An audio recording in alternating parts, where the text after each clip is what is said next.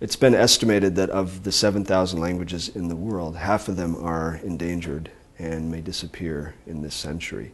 And this is happening for a variety of reasons, mostly because of social pressure and attitudes that devalue those small languages and tell people that they're not worthwhile or they're not modern enough to continue using.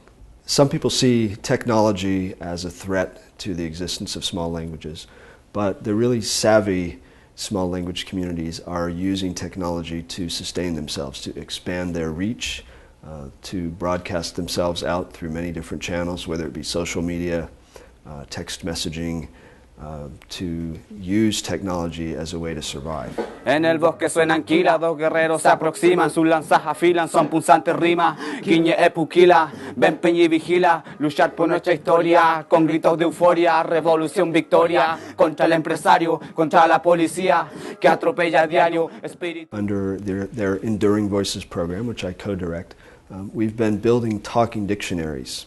And the goal of the talking dictionaries is to give some very small languages a first ever presence on the internet. We've been working with a variety of communities around the world. One of them is the Siletz Dini language, which is spoken in the state of Oregon.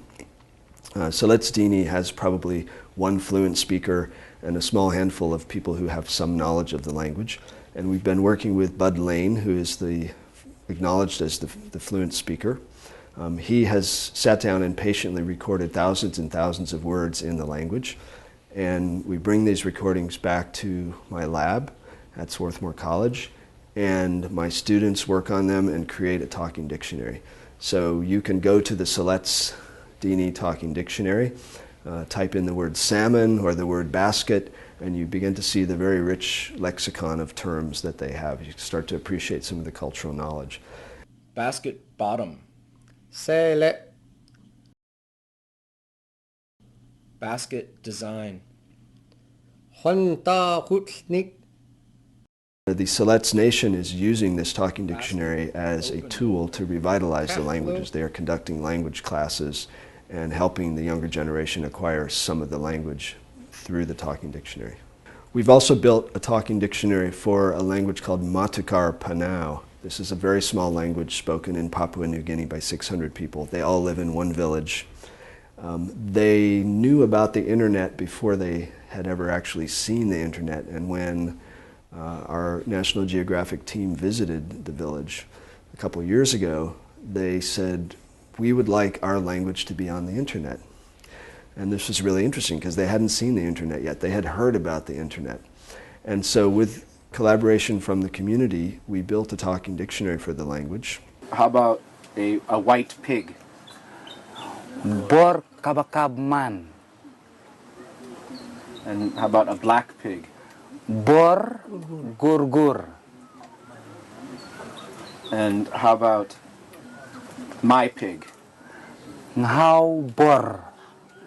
The following year, they got electricity in the village, and then eventually they got an internet connection. And the very first time they went on the internet, they were able to see and hear their own language spoken.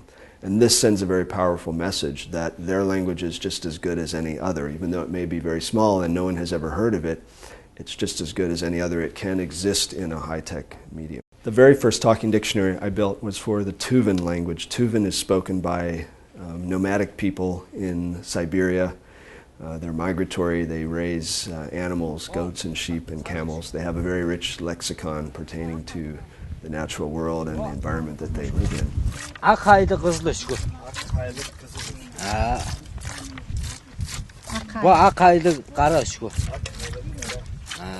built the Tuvan Talking Dictionary, and I also launched it as an iPhone application. So you can actually hear the Tuvan language and many other languages in the future, I hope, on a smartphone platform. The AAAS is a great venue to talk about language diversity. It's not a topic that you might typically think of in connection with a gathering of scientists, but linguistic diversity is one of the most important parts of our human heritage.